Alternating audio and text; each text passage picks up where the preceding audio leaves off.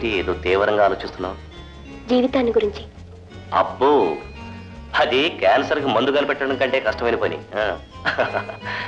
ఏమైనా మీ ఆడవాళ్ళు ఒక విషయంలో అదృష్టవంతులు. ఏ విషయంలో? మీరు జీవితాన్ని అర్థం చేసుకుంటే చాలు. కానీ మేము జీవితాన్ని అర్థం చేసుకోవాలి. అంతకంటే కష్టమైన ఆడవాళ్ళను అర్థం చేసుకోవాలి. తలుచుకుంటే చాలా ఆశ్చర్యంగా ఉంది కృష్ణ గారు. సాధారణంగా అబ్బాయి తరపు వాళ్ళ అమ్మాయి ఇంటికి వస్తారు. ఈ కేసు విషయంలో అమ్మాయి అబ్బాయి ఇంటికి వస్తుంది. ఎవరెవరింటికి వచ్చినా అబ్బాయి తల్లి అమ్మాయిని చూస్తుంది. చూడు సంచా, మా అమ్మ దగ్గర కాస్త జాగ్రత్తగా ఉండు. ఎప్పటికే 50 మందిని కాదంది. ఒకవేళ నిన్ను కూడా కాదందంటే? కాదంటే ఏముంది, మా అమ్మ అవునంటే నువ్వు నన్ను పెళ్లి చేసుకుంటావు, కాదంటే నేను నిన్ను పెళ్లి చేసుకుంటా. అమ్మా,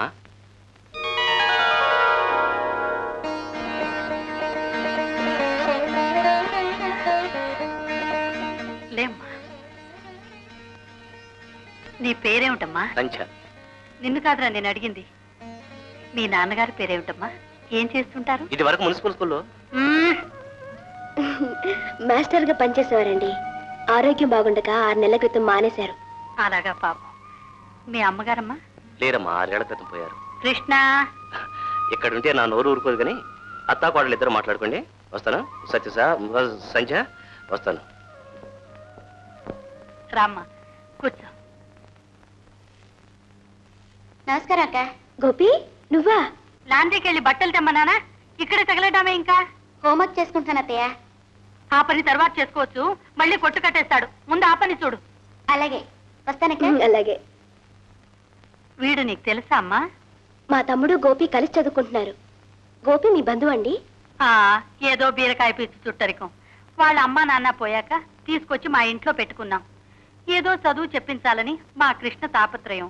రేపు వాడి కాళ్ల మీద వాడు నిలబడ్డాక మమ్మల్ని అందరినీ మర్చిపోయి మా ముఖం కూడా చూడకుండా లేచి చక్కగా పోతారు. ఈ ప్రేమలు ఆపేక్షలు మనకే తప్ప వాళ్లకుండవమ్మా. అవును, మీకు అక్క చెల్లెళ్ళు అన్న తమ్ముళ్ళు ఎంతమంది అమ్మా? నేనే పెద్దదాన్నండి. 2 చెల్లెళ్ళు 1 తమ్ముడు ఉన్నారు. అలాగా, పెద్ద సంసారమే. పెద్దదానివంటే పిల్లల బాధ్యతంతా నీ మీదే ఉందన్నమాట. చూడమ్మా, నాకు ఒక్కగానొక్క కొడుకు. వాడి సుఖమే నా సంతోషం. అసలు ఆడపిల్ల గడప దాటేటప్పుడే బంధాలన్నీ తెంచేసుకోవాలమ్మా. నిజానికి నాకు ఏ బాధన బందీ లేని ఒంటరి పిల్ల కోడలు కావాలని ఆశ. నిన్ను చూస్తుంటే భర్తని సుఖపెట్టేదానిలాగే కనిపిస్తున్నావు. పైపెచ్చు పిల్లల్ని చూసుకోవడానికి మీ నాన్నగారు ఉన్నారు కదా? అవును, మీ నాన్నగారికి అనారోగ్యం ఏమిటమ్మా? నాకు అనారోగ్యం ఏమిట్రా? చాలా ఆరోగ్యంగా ఉన్నారు. ఎగిరి గంతులేయాలనిపిస్తుంది. పడుకోనా, అక్క కోపడుతుంది. ఇంకా అక్క కోపడదమ్మా. రేపు అక్క పెళ్లి కావటంతో ఒక బిడ్డ పుడితే అమ్మా నువ్వు పిన్ని అవుతావు, నేను తాతనవుతాను. వసి వసి వసి వసి జ్యోతి, నీకంటే పసివాడు ఒకడు పుట్టుకొస్తాడు. అయ్యి మీ ఇద్దరిని పిన్ని అంటాడు, నిన్ను మామ అంటాడు రా. నన్ను తాత తాత అని.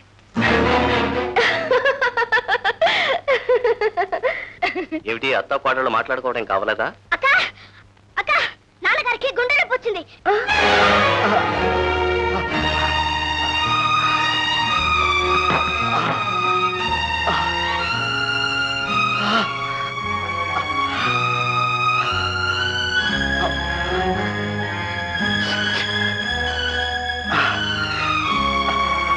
అమ్మా సత్య,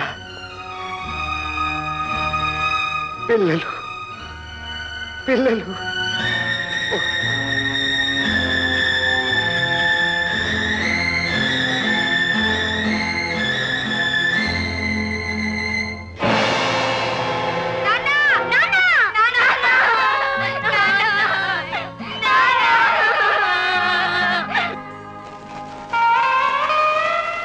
సంచా, సంచా, ఊరుకో. ఇటు చూడు. నువ్వే ఇలా ఇదైపోతే పిల్లలేమైపోతారు చెప్పు. లే లే.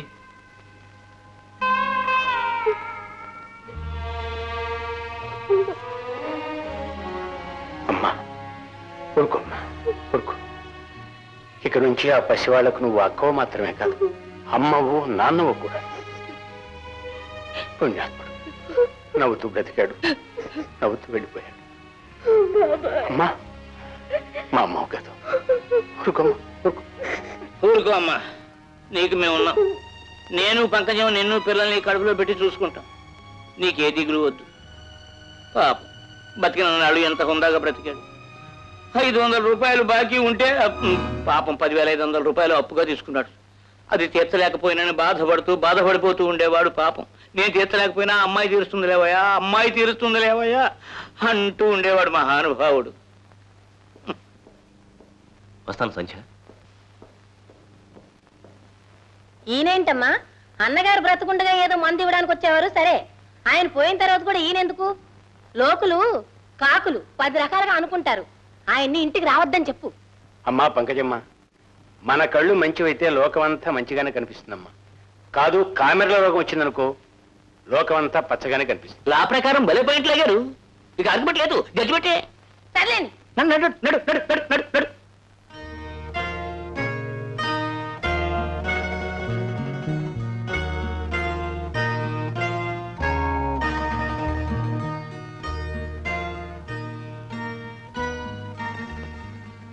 ఏమిటక్కాలో ఉన్నావు? జ్వరమా? కాదురా, అదే కాస్త తలనొప్పిగా ఉంది. అయితే ఆగు, మందు తీసుకొస్తాను. వద్దు బాబు, అదే తగ్గిపోతుంది. ఆహా,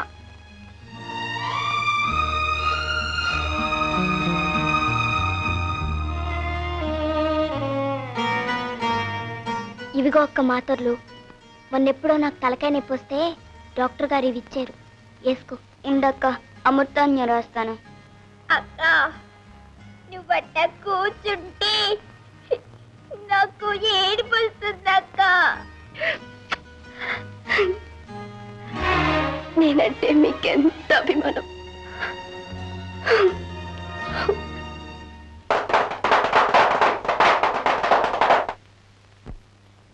ఏమైంది? టపాకాయలు కాలుస్తుంటే చూడడానికి వెళ్ళి చేయి కాల్చుకున్నారు సంధ్య, అంతే. అలాగా? నేను గడప దాటితే చాలు ఇలాంటిదేదో నెత్తి మీదకి తెచ్చుకుంటూనే ఉంటారు వీళ్ళు. ఏవే, చేయి బాగా కాలిందా? కాలాల్సిందేనే నీకు. అసలు బయటికి ఎందుకు వెళ్ళావు? టపాకాయలు కాల్చుకుందామని. పిచ్చి తల్లి, ఈ ఏడు మనం కాల్చుకోకూడదమ్మా. నాన్నగారు పోయారు కదా. సంధ్య, ఒకసారి ఇలా వస్తావా? మధు, దీన్ని లోపలికి తీసుకెళ్ళు. నీతో ఒక విషయం మాట్లాడాలనుకుంటున్నాను సంధ్య. ఏమిటది? మీ నాన్నగారు లేని లోటు బాధ పిల్లలు మర్చిపోలేకపోతున్నారు. ఆ ఖాళీ మంచం వైపు చూస్తున్నా పిల్లల్ని చూస్తుంటే నాకు బాధ కలుగుతుంది. నువ్వు మధు మీ చెల్లెళ్ళు మా ఇంటికి వచ్చేయకూడదు. మా అమ్మ మిమ్మల్ని ఆప్యాయంగా చూసుకుంటుంది. వాళ్ళకి పెద్దల లాలన అవసరమైన సమయం ఇది. నీకు కొంత బాధ్యత అవుతుంది. శ్రద్ధగా చదువుకోవడానికి వీలు కలుగుతుంది. ఏమంటావు సంధ్య? ఆలోచించుకో.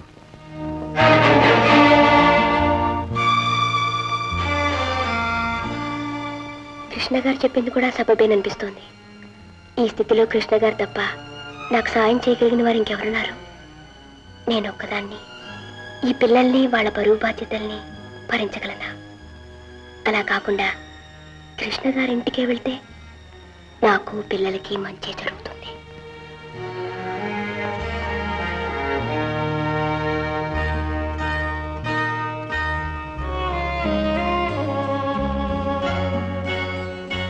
పెద్ద సంసారమే పెద్దదాని అంటే పిల్లల బాధ్యతంతా నీ మీదే ఉందన్నమాట.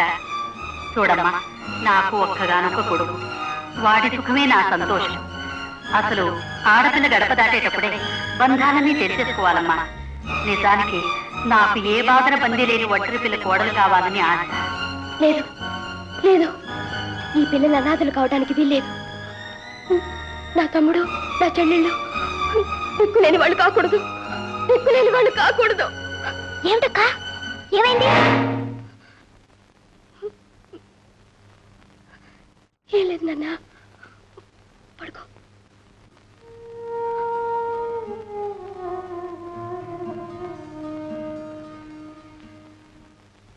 కూర్చో. ఏమ్మా, నువ్వు కాలేజీకి వెళ్ళటం మానేసావా? అవును బాబాయ్. అదేమిటమ్మా అలా చేసావు? ఇంకొక సంవత్సరం కష్టపడితే ఆ డిగ్రీ చేతికొచ్చేది కదా. నేను కాలేజీ నుంచి వచ్చేసరికి పిల్లలు ఏమీ తోచగా వీధుల్లో పడి తిరుగుతున్నారు. వాళ్ళెందుకు కాకుండా పోతారేమోనని చదువు మానేశాను. నువ్వు చదువు మానేసి ఏం చేద్దామని? ఒకవేళ ఏదైనా ఉద్యోగం చేయాలన్నా పిల్లల్ని వదిలి వెళ్ళక తప్పదు కదా మరి. అదే నేను ఆలోచిస్తున్నాను బాబాయ్. ఈ విషయంలో మిమ్మల్ని సలహా అడుగుదామని వచ్చాను. అయితే ఓ పని చేయమ్మా, ఇంట్లోనే స్కూల్ పెట్టు. నీకు కాలక్షేపంగానే ఉంటుంది, 10 మంది పిల్లలకు చదువు చెప్పినట్టు ఉంటుంది. పిల్లల్ని చూసుకుంటూ ప్రైవేట్గా చదివి ఆ డిగ్రీ కూడా తెచ్చుకోవచ్చు. స్కూల్ తెరవాలంటే కావలసిన డబ్బును గురించి నువ్వేం ఆలోచించకమ్మా. నేను కొంత డబ్బు బ్యాంకులో వేసి ఉంచాను, అది తీసుకుందు కానీ. వద్దు బాబాయ్, అలా తీసుకోవడం నాకు ఇష్టం లేదు. అదేమిటమ్మా, నా దగ్గర కూడా నీకు మొహమాటమేనా? పోనీ అప్పుగా తీసుకో, నీకు వీలైనప్పుడు వీలైన విధంగా తిరుద్దు గాని. అలాగే బాబాయ్, నాన్నగారి పేరు మీద స్కూల్ తెరుస్తాను. అలాగే, వస్తాను బాబాయ్. మంచిది.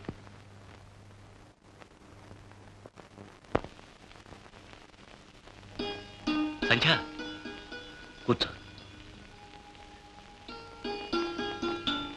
ఏమిటి ఏ వేళప్పుడు ఎలా వచ్చావు? మీతో కాస్త మాట్లాడాలని. చెప్పు సంధ్య.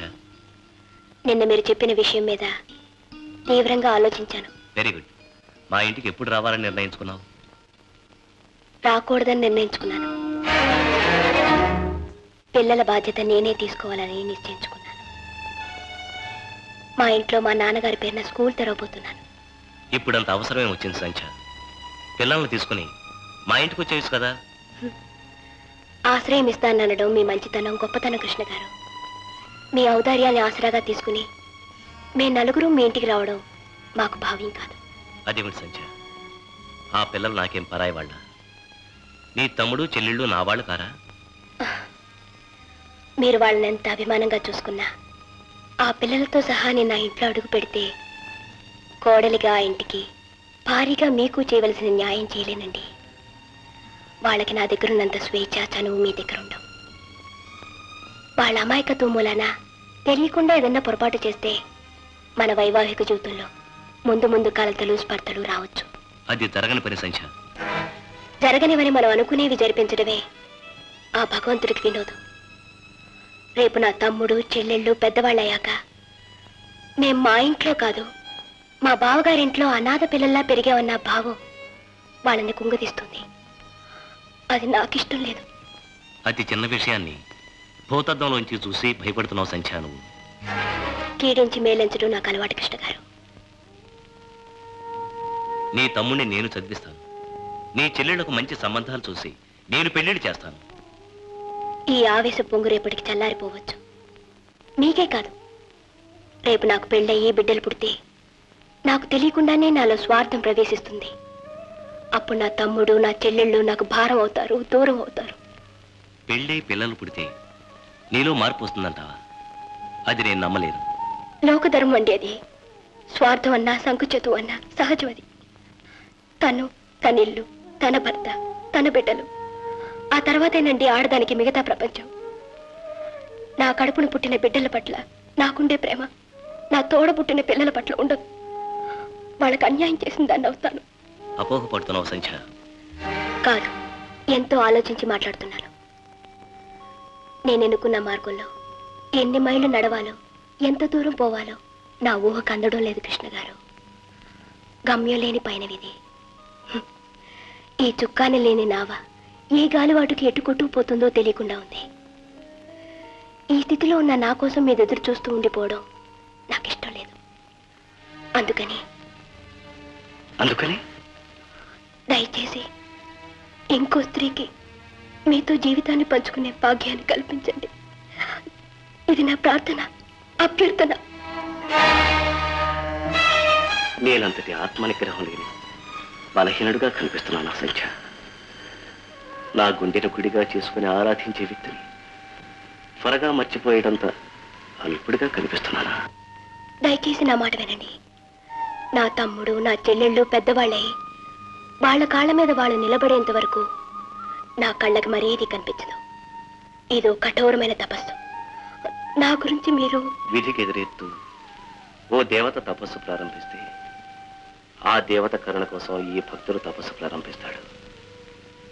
ఆ మధురమైన విరహాన్ని అనుభవిస్తూ నీ కోసం ఎన్నాళ్ళైనా, ఎన్నేళ్ళైనా ఇలాగే ఉండిపోతాను. నన్ను నమ్ము సంధ్య.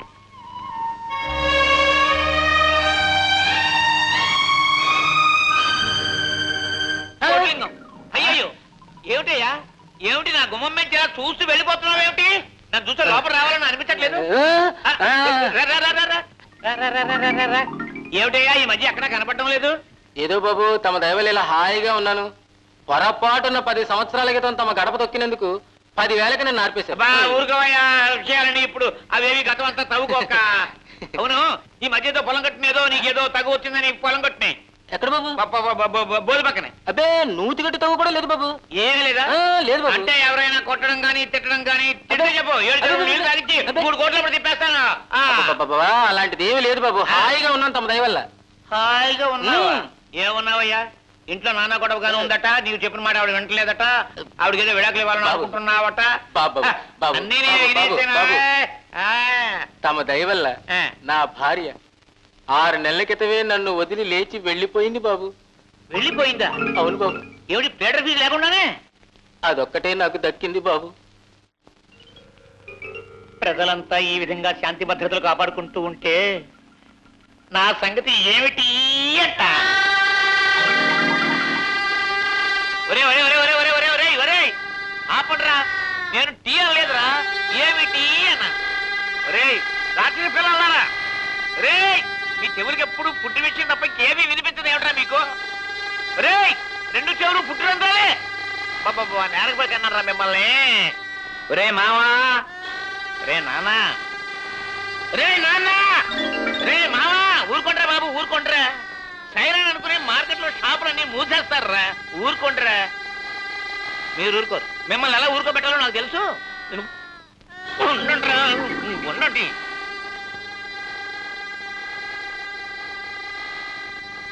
ఒరేయ్ ఇదిగోరా, తినండిరా, తినండి తినండి. మీ కడుపులో గొడవలు ఉన్నట్టుగా ఉన్నాయిరా. ఇలాగ బస్తాలు బస్తాలు టన్నులు దొంగ నిల్వలు చేస్తున్నారు. రేయ్ ఈ కడుపులో ఈ గడ్డలు పడితే మామూలు బావులు కాదురా, తాజ్ బావులను కొండ చెరువులను బయటెత్తారా. శనగపప్పు